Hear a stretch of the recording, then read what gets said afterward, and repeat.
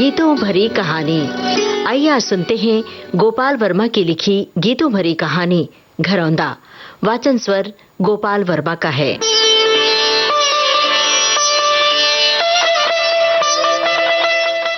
मेरे सामने था पीपल का विशाल पेड़।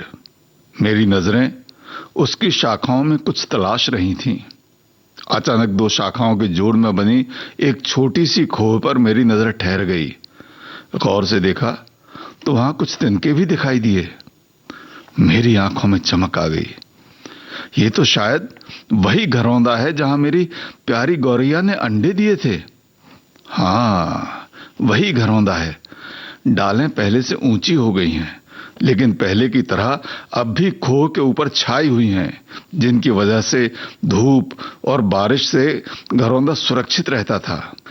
लेकिन घरौंदे में पंछी नहीं थे। बहुत होते हैं 16 साल, लेकिन मेरे लिए तो जैसे कल की ही बात थी। मैं इसी डाल के नीचे से देखता रहता था कैसे चिड़वा और चिरई एक एक तिनका अपनी पीली सी चोंच में दबा कर लाते, फिर उन्हें करीने से खोह में दबाते, एक तिनके को दूसरे तिनके में फंसाते, जैसे दादी स्वेटर बुनती हुई सलाइयों से ऊन को फंसाती।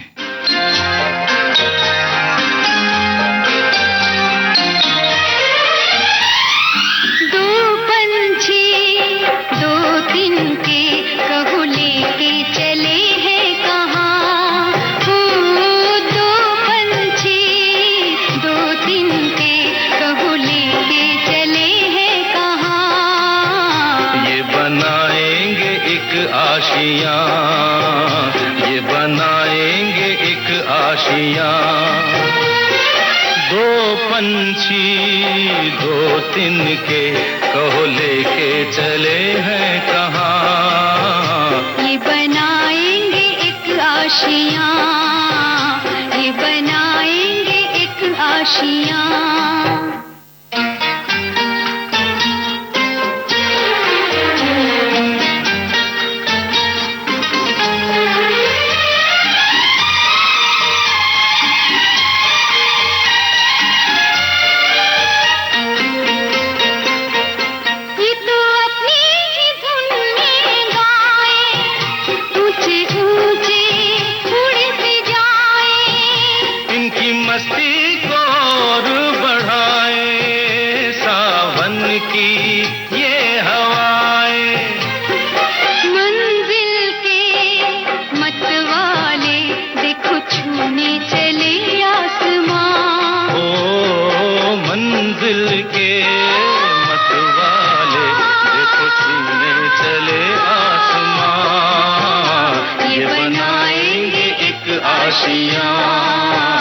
ये बनाएंगे एक आशियां।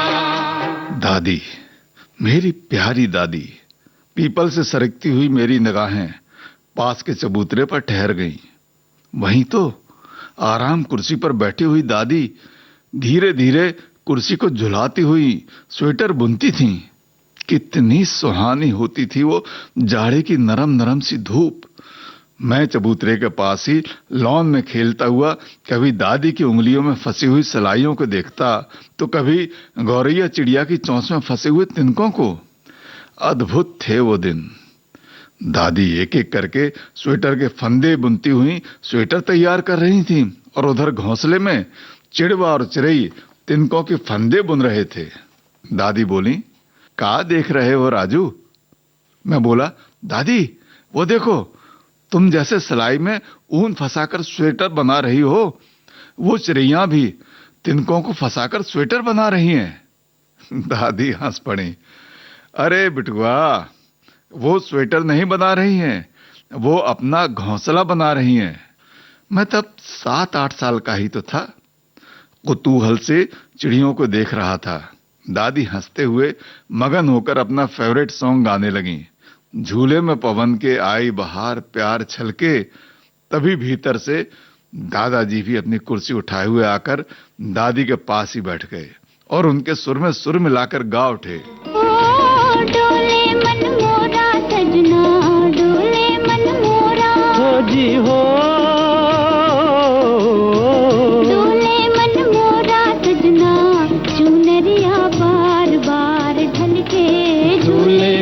पवन के आई बहार, प्यार छलके हो प्यार छलके।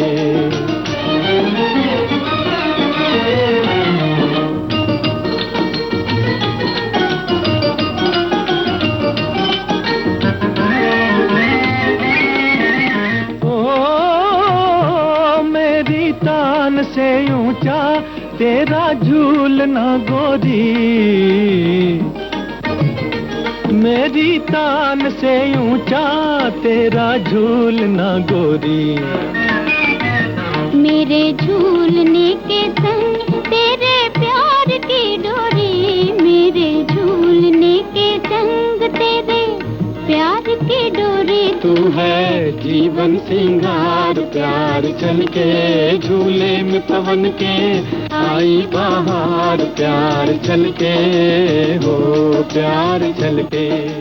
फिर दादाजी ने समझाया कि घोंसला मतलब घरौंदा, जैसे अपना ये घर। इन चिड़ियों में से एक चिड़वा है जैसे मैं, और एक चिड़ई है जैसे दादी। ये अपने लिए घर बना रही हैं, जैसे तुम्हारी दादी और मैंने मिलकर बड़े प्यार से इस घर को बनाया था। जहां तुम्हारे पापा का जन्म हुआ, तुम्हारी गत्तो बुआ यहीं पैदा हुई। मैं कुतूहल से सब सुन रहा था। तभी दादी बोली, देखना कुछ दिन बाद इस घोंसले में चिड़िया अंडे देगी, फिर उससे बच्चे निकलेंगे। उस समय मेरे लिए वो सब बड़ा अजूबा था, जैसे कोई जादू हो। और वो जादू हुआ भी। कुछ ही दिन तो हुए थे, घोंसले में अंडे दिखाई दिए। मैंने एक दिन चुपके से चढ़कर देखा तो पूरे 5 अंडे थे। अब तो मेरी दिनचर्या में एक काम और बढ़ गया था, उन अंडों की चौकीदारी का। और फिर उन अंडों से बच्चे भी निकले। तब मुझे कुछ कुछ समझ में आने लगा कि दादाजी ने भी दादी के लिए यह घोंसला बनाया था, हमारा ये घर। जहां पापा हुए, गत्तो बुआ हुई, फिर मैं भी इसी घोंसले में हुआ। कैसा आनंद से भरा था ये घोंसला, हमारा सुंदर घर। दादाजी, दादी, पापा, बुआ, मम्मी, मैं, खुशियों से भरा आंगन। शायद स्वर्ग यदि कहीं था तो यहीं था। कोई जाए काशी, कोई जाए मथुरा, कोई जाए हरिद्वार। मेरे लिए तो सबसे बड़ा तीरथ है मेरा घर द्वार।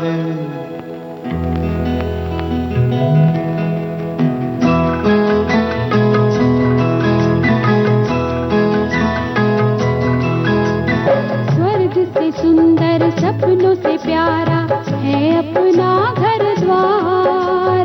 स्वर्ग से सुंदर सपनों से प्यारा है अपना घर द्वार। हम पर रहे बरसता यूं ही सदा तुम्हारा प्यार न रूठे, कभी घर द्वार न छूटे। तुम्हारा प्यार न रूठे, कभी घर द्वार न छूटे।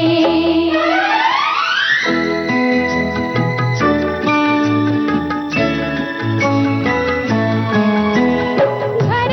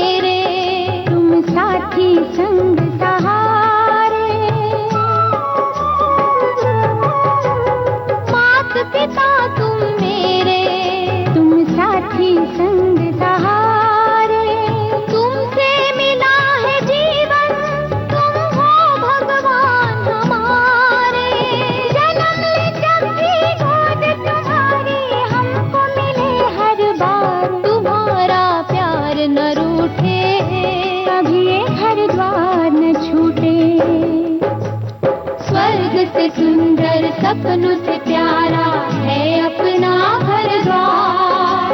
हम पर रहे बरसता यूं ही सदा तुम्हारा प्यार न रूठे, कभी ये घर द्वार न छूटे।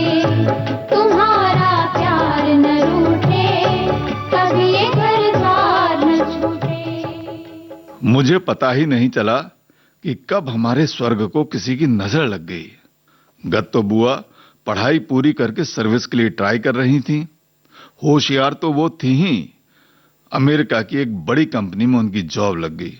सब खुश थे, पापा भी बहुत खुश थे। गत्तो बुआ को लेकर अमेरिका गए, वहां कुछ दिन रहकर सब देखा समझा और फिर घर लौट आए। सब कुछ अच्छा चल रहा था।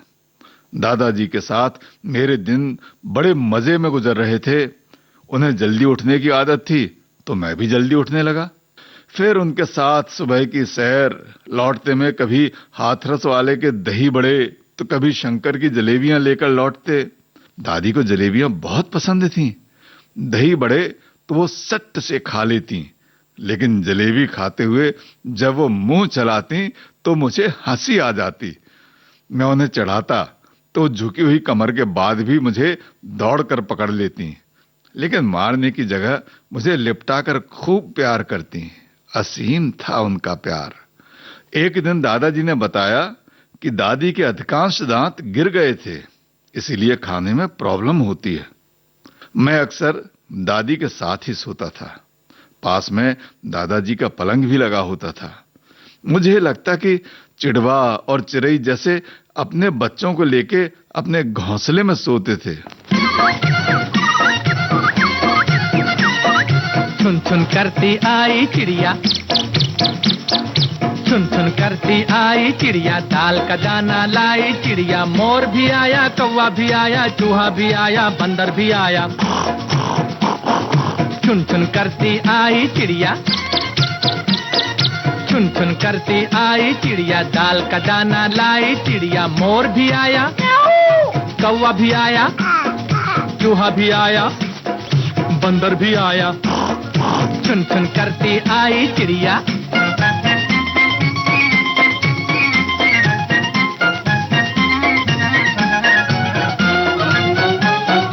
भूख लगी तो चिड़िया रानी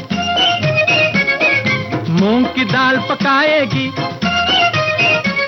अरे भूख लगी तो चिड़िया रानी मूंग की दाल पकाएगी। दाल पकाएगी, दाल पकाएगी। कौवा रोटी लाएगा, लाके तुझे खिलाएगा।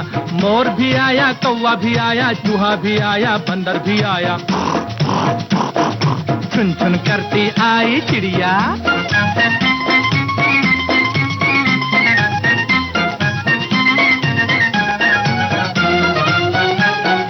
चलते चलते मिलेगा भालू,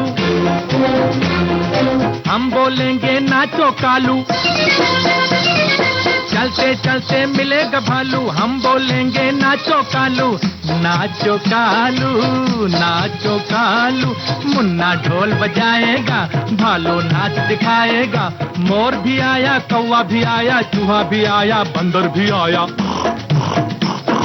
चुन चुन करती आई चिड़िया।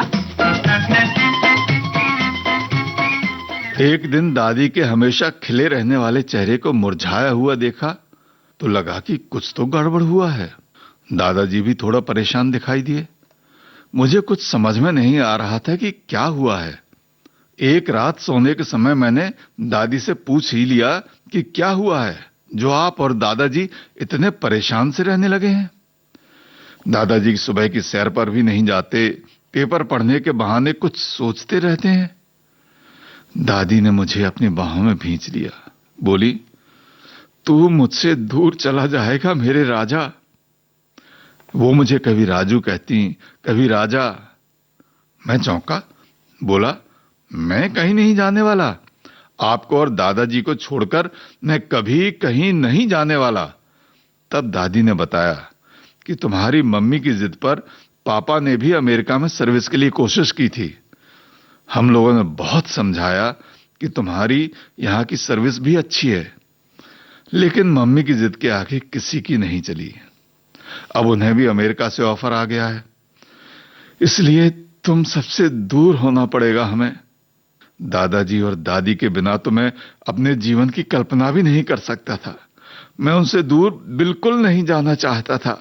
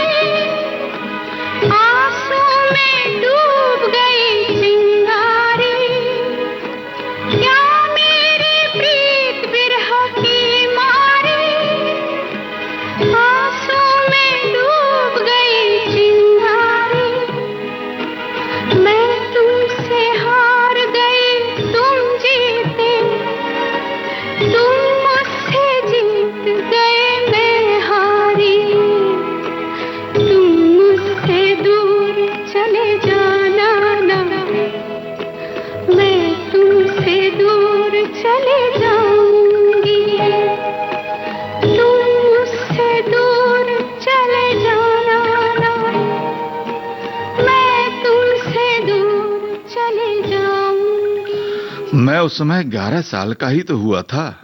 मेरी कहां चलती। पापा मम्मी और मैं अमेरिका चले गए। हमारी विदाई के समय दादी तो फूट फूट कर रो पड़ी थी। दादाजी की भी आंखें गीली थीं। उन दोनों को सांत्वना देने के लिए दादाजी के परम मित्र सत्य प्रकाश जी उन्हें यही कह रहे थे कि बेटे को अच्छे मन से विदा करो। सबको अपनी जिंदगी को अपने ढंग से जीने का अधिकार है। दादाजी के रुंधे हुए गले से इतना ही निकला, सत्य, हमारे अधिकार का क्या? पीछे से दादी की आवाज सुनाई दे रही थी, राजू, मेरे राजा, मत छोड़ के जा हमें। तब तक मम्मी मेरा हाथ पकड़कर मुझे टैक्सी तक खींच कर ले गई और फिर अमेरिका में नए सिरे से जिंदगी शुरू हुई। मेरे भी कुछ दोस्त बने। गत्तो बुआ ने अमेरिका में ही अपने एक कलीग से शादी कर ली। शादी के समय दादाजी भी दादी को लेकर आए थे। दादी की कमर कुछ ज्यादा ही झुक गई थी। दादाजी मुझसे बड़े उत्साह से मिले। मैं भी बड़े जोश में था, लेकिन दादाजी की मुस्कान के पीछे छुपे हुए दर्द को मैं स्पष्ट महसूस कर रहा था। 5-6 दिन रहकर दादाजी दादी को लेकर वापस चले गए। सब कुछ सामान्य था, लेकिन मेरे मन में एक बड़ी सी कसक छोड़ गए थे दादाजी। उनके वो शब्द मेरे कानों में पुनः स्पष्ट सुनाई दे रहे थे, सत्य, हमारे अधिकार का क्या? पीछे से आती हुई दादी की आवाज सुनाई दे रही थी, राजू, मेरे राजा, मत छोड़ के जा हमें। क्या चिड़िया के घोंसले की तरह हमारे घरौंदे की भी यही नियति होनी थी? गौरैया के बच्चे भी बड़े होकर घोंसले को छोड़कर चले गए थे।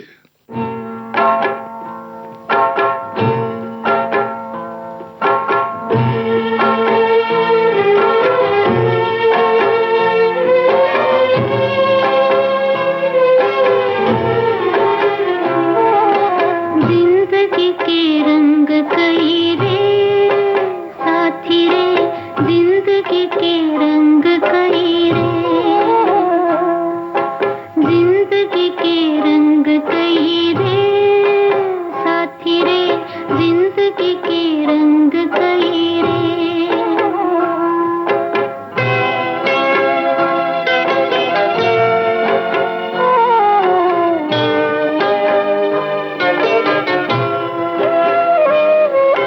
जिंदगी दिलों को कभी जोड़ती भी है, जिंदगी दिलों को कभी तोड़ती भी है, जिंदगी दिलों को कभी तोड़ती भी है, जिंदगी के रंग कई रे साथी रे, जिंदगी के रंग कई रे।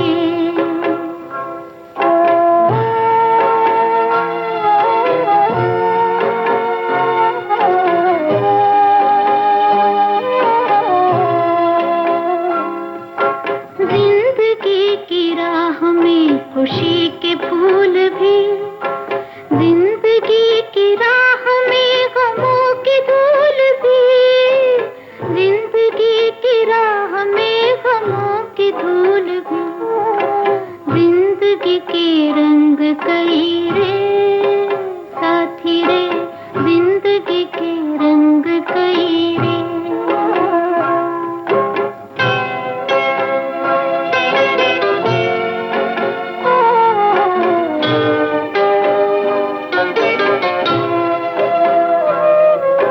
जिंदगी कभी अपनी कभी गुमान है, हर कदम पे तेरा मेरा इम्तिहान है, हर कदम पे तेरा मेरा इम्तिहान है, जिंदगी के रंग कई रे साथी रे, जिंदगी के रंग कई रे। जिंदगी किसी की पुकार पर कहां रुकती है। मेरी जिंदगी भी अपनी रफ्तार से चलती रही। पापा 1-2 बार भारत आए भी, लेकिन मम्मी नहीं आई। एक बार आई भी तो मामा के घर दिल्ली होकर लौट गई। उसके बाद कभी नहीं आई। गत्तो बुआ अपनी जिंदगी में मगन थी। मेरी पढ़ाई पूरी हो गई थी और अब मैं भी एक बड़ी कंपनी में अच्छी पोस्ट पर काम कर रहा था। सब कुछ अच्छा था, लेकिन दादाजी और दादी के लिए मन में अभी भी वही जगह थी। जिंदगी की आपाधापी में कब वक्त का एक बड़ा वक्फा निकल गया पता ही नहीं चला। कभी कभी फोन से जरूर दादाजी से बात हुई, लेकिन पिछले कई साल से उनसे कोई बात नहीं हो पा रही थी। ना जाने क्या हुआ था। शायद उनका नंबर बदल गया हो या फोन खराब हो गया हो। यही सब चल रहा था कि तभी 4 साल पहले आया हुआ दादाजी का एक लेटर मेरे हाथ लग गया, जिसे पढ़कर मैं सन्न रह गया। रो रहा था मैं। लिखा था, जिन आंखों ने न जाने कितनी रातें जागते हुए गुजारी सिर्फ तुम्हें सुलाने में, खुद भीगे बिस्तर पर लेटी रही, तुम्हें सूखे में लिटाया, तुम्हें देखने को तरसती रही वो आंखें। 3 महीने बिस्तर पर पड़ी हुई गठरी सी उनकी ठठरी सिर्फ अपने बच्चों की आस में जीवित रही कि उसकी आंखें एक बार तुम दोनों को देख लें। हर आहट पर सर उठाकर दरवाजे की ओर झांकने की कोशिश करती, और एक दिन मेरी रन्नों की आंखें झपकना भूल गईं। कंधा देने तो तुम आए नहीं, शायद चिता पर भी वो तुम दोनों का इंतजार करती रही होगी कि एक अंजुली जल ही उसके बच्चे पिला दें, लेकिन तुमसे वो भी नहीं हो सका। ना तुम आए, ना ही गत्तो आई। हमारा अपना ही खून इतना निष्ठुर कैसे हो गया? शायद गलती हमारी ही थी जो हमने अपना पेट काट काट कर तुम दोनों को इंग्लिश स्कूल में पढ़ाया। खैर, जो भी है वो तो चली गई। अब मुझे भी कोई आस नहीं है तुम दोनों से। जहां भी रहो, खुश रहो।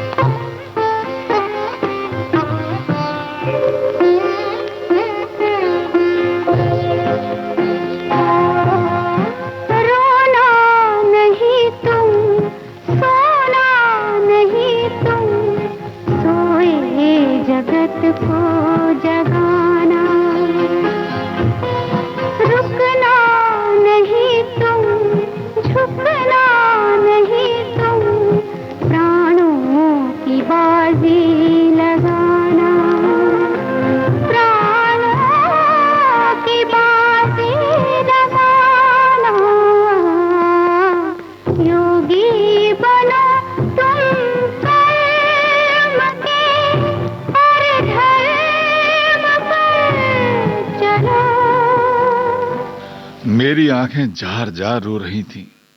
खूब झगड़ा हुआ मेरा पापा और मम्मी से। गत्तो बुआ को भी न जाने क्या क्या कह दिया मैंने, और तब भी मन शांत नहीं हुआ तो अपना बैग लिए भारत लौट पड़ा। और अब मेरा वो सुंदर घोंसला, मेरा घरौंदा, मेरा स्वर्ग मेरे सामने उजाड़ पड़ा हुआ था। पत्तों और टूटी टहनियों से कंपाउंड अटा पड़ा था। तभी हवा के झोंके के साथ छन छन की चिरपरिचित आवाज सुनाई पड़ी। मैं भागकर बंगले के बगल वाले हिस्से में जा पहुंचा। देखा कि खिड़की खुली हुई थी। खिड़की के ठीक बीच में दादी ने एक घुंघरुओं वाला खिलौना बांध रखा था।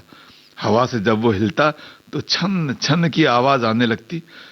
मैं अपलक उन घुंघरुओं को देख रहा था। लग रहा था कि अभी घुंघरुओं के पीछे से आवाज आएगी, आ गया मेरा राजा।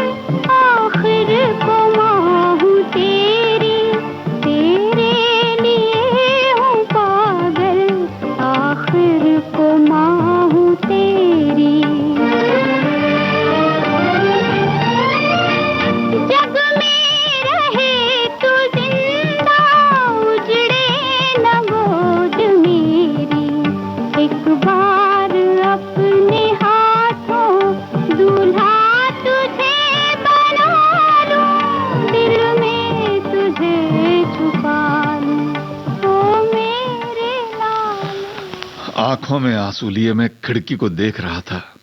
तभी पीछे से किसी की आवाज आई, कौन?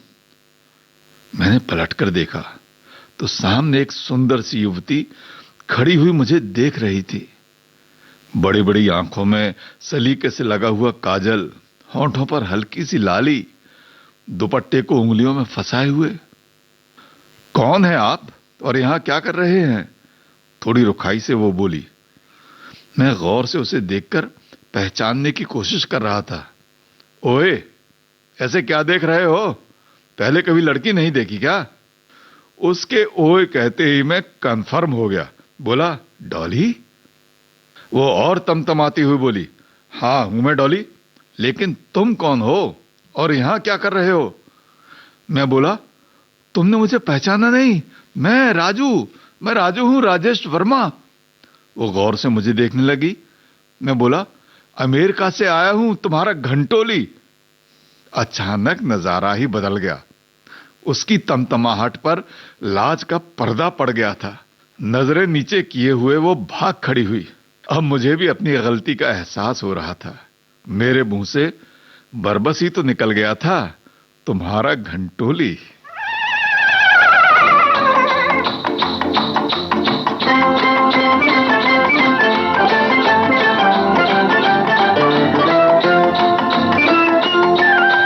काजल वाले नैन मिला के कर डाला बेचैन किसी मत वाली ने, अरे रे रे लूट लिया रे झांझर वाली ने। काजल वाले नैन मिला के कर डाला बेचैन किसी मत वाली ने, अरे रे रे लूट लिया रे झांझर वाली ने।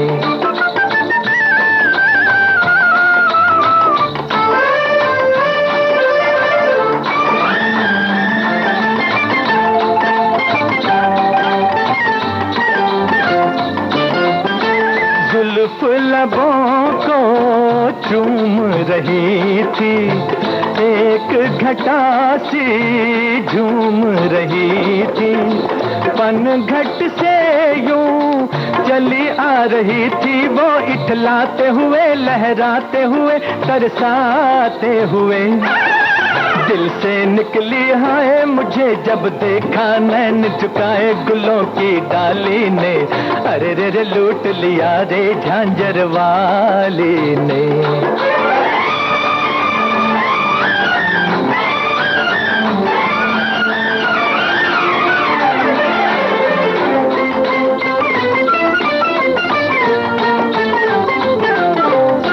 चांद सी गोरी शोख हसीना है, मुश्किल कर गई मरना जीना।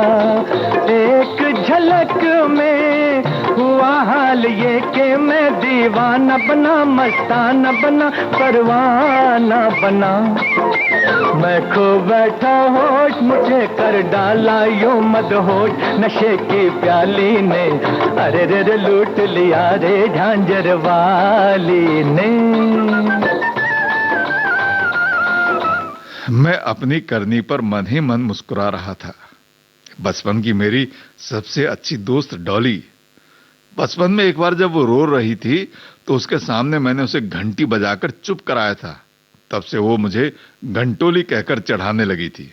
मुझे चिढ़ तो होती थी, लेकिन वो मुझे अच्छी लगती थी, इसलिए कभी उस पर गुस्सा नहीं आया मुझे। इन्हीं विचारों में खोया था, तभी देखा सामने से सत्य प्रकाश जी आ रहे हैं। वक्त की मार ने उन्हें कुछ अधिक बूढ़ा कर दिया था। पीछे से नजरें झुकाए डॉली भी आ रही थी। सत्य प्रकाश जी मुझे अपने घर ले गए। उन्होंने बताया कि लगभग 4 साल पहले जब तुम्हारी दादी जी का देहावसान हुआ तो ना तो गत्तो आई, ना ही तुम्हारे पापा मुन्ना भैया आए। उन दोनों की बेरुखी ने तुम्हारे दादा सुनील जी को बुरी तरह तोड़ दिया था। खाना पीना भी छोड़ दिया था उन्होंने। हम लोगों ने बहुत समझाया। ये डॉली भी दिन रात उनकी सेवा में लगी रही तो वो थोड़ा सा संभले, लेकिन राजू भैया, अपनों के दिए हुए जख्म बहुत गहरे होते हैं, किसी भी मरहम से नहीं भरते, दिन रात सालते रहते हैं। और फिर लगभग 4 महीने बाद एक सुबह जब हम सोकर उठे तो मेरे दरवाजे के नीचे से तुम्हारे घर की चाबियां मिली। सुनील भैया कहीं जा चुके थे। चल उड़ जा रे पंछी,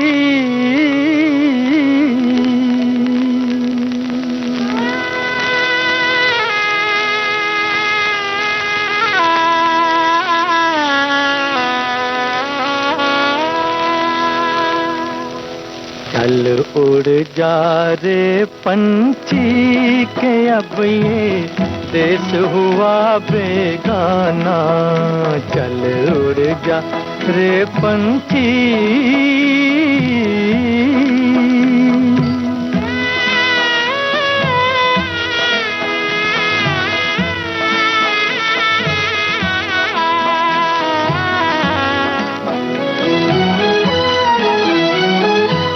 भूल जा अब वो मस्त हवा, वो उड़ना डाली डाली।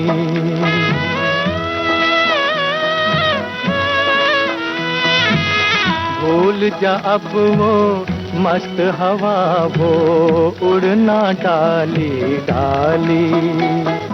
जग की आँख का कांटा बन गई चाल तेरी मतवाली। कौन भला उस बाग को पूछे, कौन भला उस बाग को पूछे, होना जिसका माली। तेरी किस्मत में लिखा है जीते जी मर जाना। चल उड़ जा रे पंछी के अब ये देश हुआ बेगाना। चल उड़ जा रे पंछी।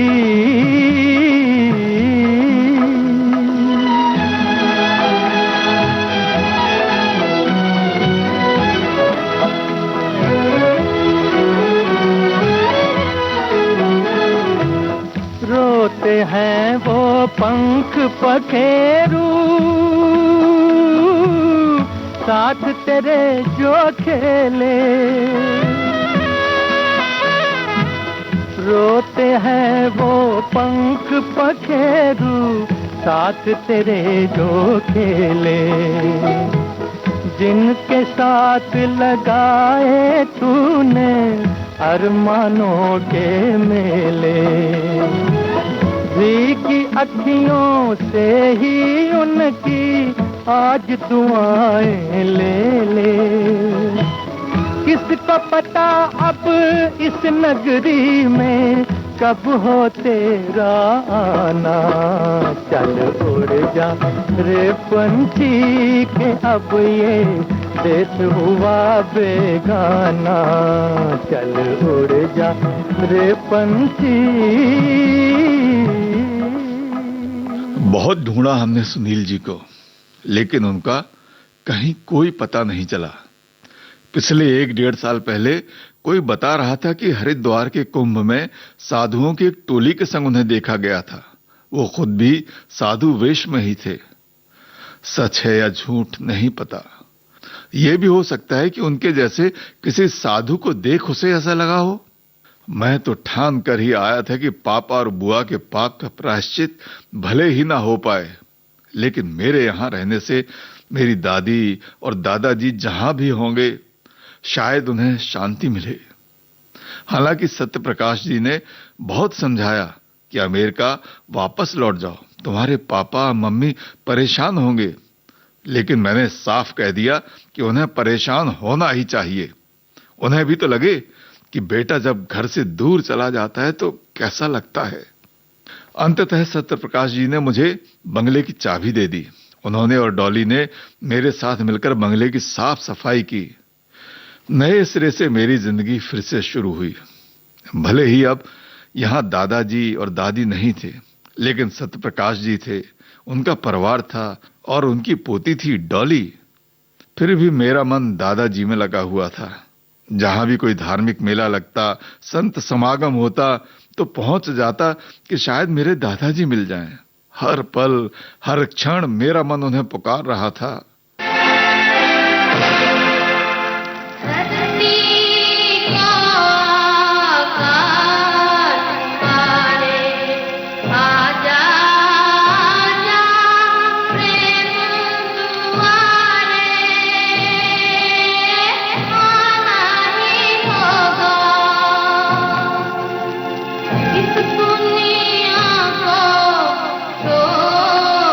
प्यारे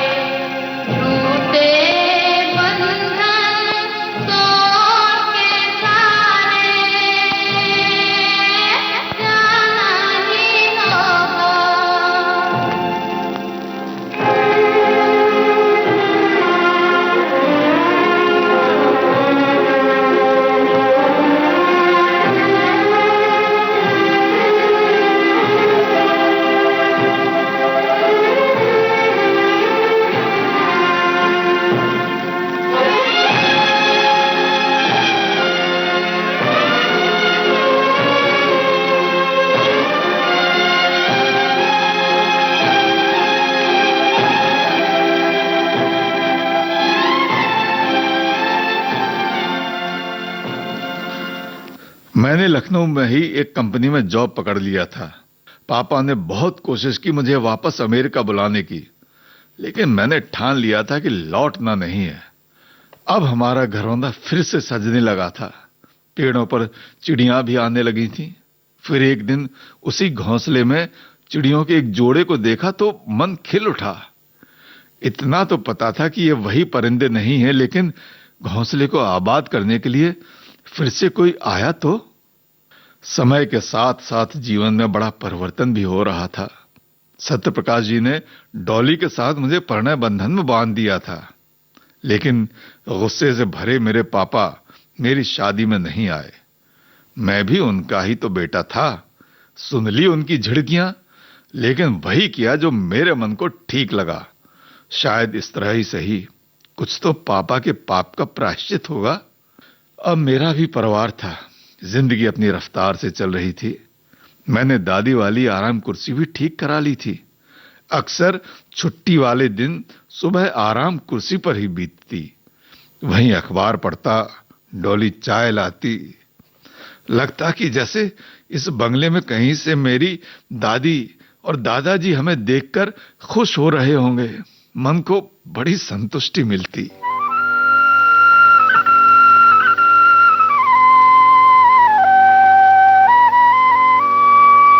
अलबेले दिन प्यारे, मेरे बिछड़े साथ सहारे, हाय कहाँ गए,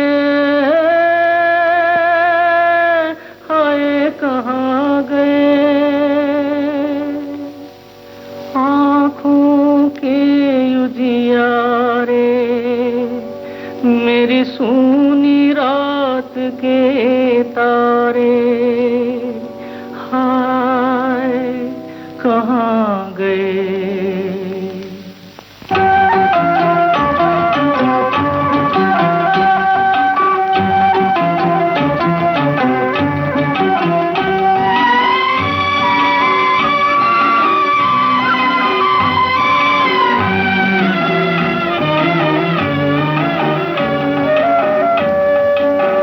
कोई लौटा दे मेरे बीते हुए दिन, कोई लौटा दे मेरे बीते हुए दिन।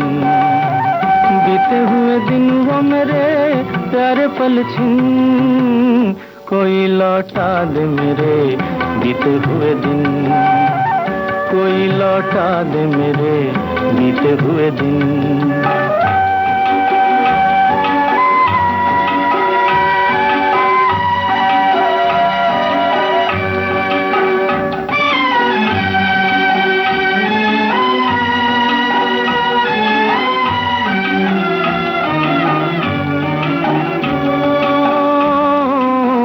मेरे ख्वाबों के महल, मेरे सपनों के नगर, पी लिया जिनके लिए मैंने जीवन का जहर।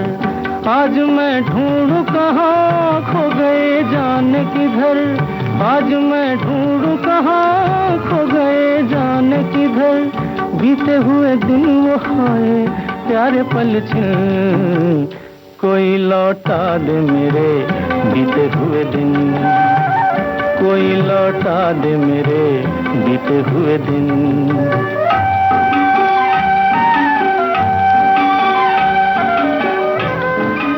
तभी एक रात कुछ अजीब हुआ। हमारे कमरे की खिड़की पर किसी ने पत्थर मारा। हम दोनों तेजी से उठे, लेकिन वहां कोई नहीं दिखाई दिया। 2 दिन बाद फिर ऐसा ही हुआ। हमारे साथी सब परेशान थे। एक रात जब हम सो रहे थे तो शोरगुल सुनाई दिया। हम भागकर नीचे पहुंचे। देखा कि मोहल्ले के कुछ लोग एक आदमी को कंबल में लपेटकर पकड़े हुए पीट रहे हैं। तब तक सत्यप्रकाश जी भी आ गए। एक ने बताया कि इसे हमने रंगे हाथ पकड़ा है। पत्थर उठाकर आपके घर में फेंकने ही वाला था कि हमने इसे पकड़ लिया। तब तक पिटने वाला निढाल हो चुका था। मत मारो इसे, हमने उसे छुड़ाते हुए कहा। कम से कम पूछ तो लेते कौन है, क्यों मेरे घर पर पत्थर फेंक रहा था। तभी एकाएक उसने खुद को छुड़ा लिया और कंबल एक और फेंकते हुए बोला, तुम्हारा घर नहीं है वो, किस हक से तुम उस घर में घुसे? उसकी बात से हम सब चौंक पड़े। बढ़ी हुई दाढ़ी और बेतरतीब से बालों में छुपे हुए उसके चेहरे को मैं गौर से पहचानने की कोशिश कर रहा था। तभी उसकी नजर सत्यपाल जी पर पड़ी। वो बोल पड़ा, इसको तुमने घर की चाबी कैसे दी सत्ते? तब तक मैं पहचान चुका था उन्हें। सन्न से सब उन्हें देख रहे थे और मैं उनके कदमों में बैठा हुआ रो रहा था। दादाजी, मैं आपका राजू। कहां चले गए थे आप? कितना ढूंढा हमने आपको। आपके लिए ही तो मैं सब कुछ छोड़कर अमेरिका से यहां आया था। अब तो आंसुओं की गंगा जमुना दोनों ओर से बह रही थी और उसमें त्रिवेणी जैसी एक धार और आ मिली थी सत्यपाल जी के आंसुओं की। आंसुओं के इस संगम में सारे गिले शिकवे मिट रहे थे। दिल के सारे गुबार बह चले थे। मुझे तो जैसे मेरे दादाजी नहीं, मेरे भगवान मिल गए थे।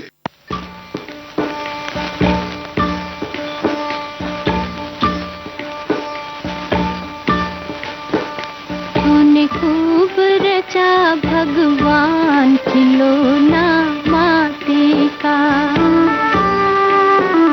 इसे कोई न सका पहचान खिलौना माटी का। तूने खूब रचा भगवान खिलौना माटी का।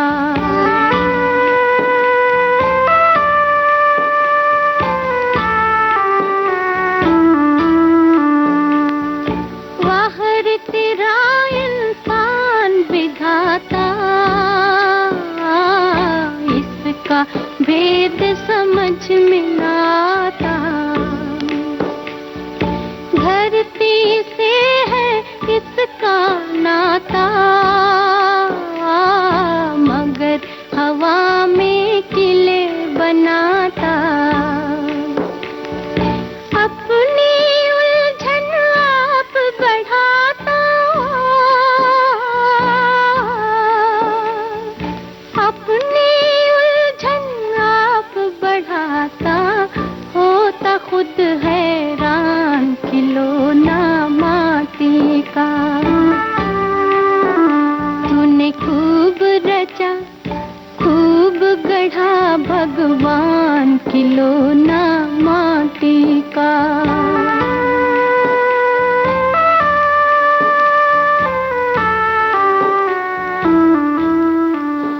हमारा उजड़ा हुआ घरौंदा अब फिर से आबाद हो गया था। घोंसले में भी चिड़ियों ने अंडे दिए थे। उनसे बच्चों की निकलने की आवाजें आ रही थीं। दादाजी आराम कुर्सी पर बैठते, लेकिन उनकी उदास आंखें जैसे दादी को ढूंढती सी लगती। फिर भी अब मन को संतोष हो चला था। और फिर एक दिन पापा मम्मी भी अमेरिका से लौट आए। लगा कि दादाजी उन्हें माफ नहीं करेंगे, लेकिन पिता का दिल बहुत बड़ा होता है। उन्होंने पापा मम्मी को माफ कर दिया।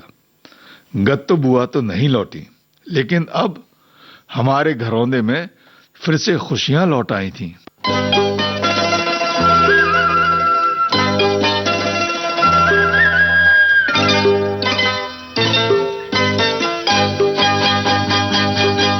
ये तेरा घर ये मेरा घर, किसी को देखना हो गर तो पहले आके मांग ले मेरी नजर तेरी नजर। ये तेरा घर ये मेरा घर, किसी को देखना हो गर तो पहले आके मांग ले मेरी नजर तेरी नजर। ये तेरा घर ये मेरा घर, ये घर बहुत हसीन है, ये घर बहुत हसीन है। ये घर बहुत हसीन है।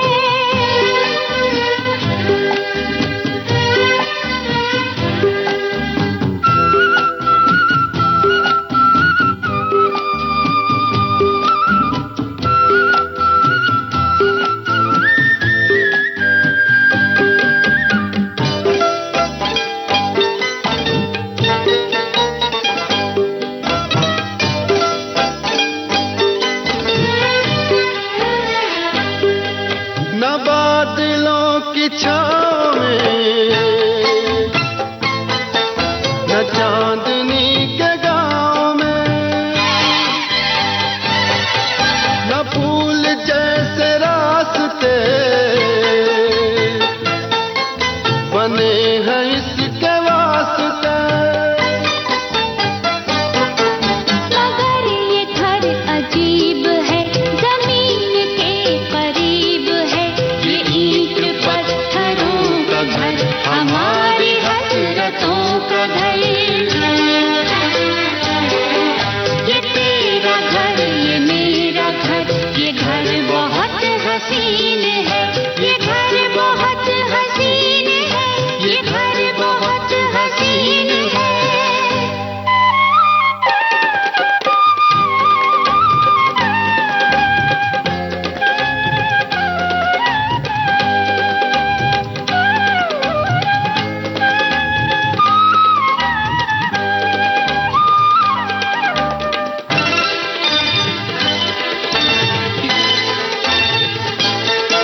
जो चांदनी नहीं तो क्या, ये रोशनी है प्यार की। दिलों में फूल खिल गए तो फिक्र क्या बहार की। हमारे घर न आएगी कभी खुशी उधार की, हमारी राहतों का घर, हमारी चाहतों का घर। ये तेरा घर, ये मेरा घर, ये घर बहुत हसीन है, ये घर बहुत हसीन है, ये घर बहुत हसीन है।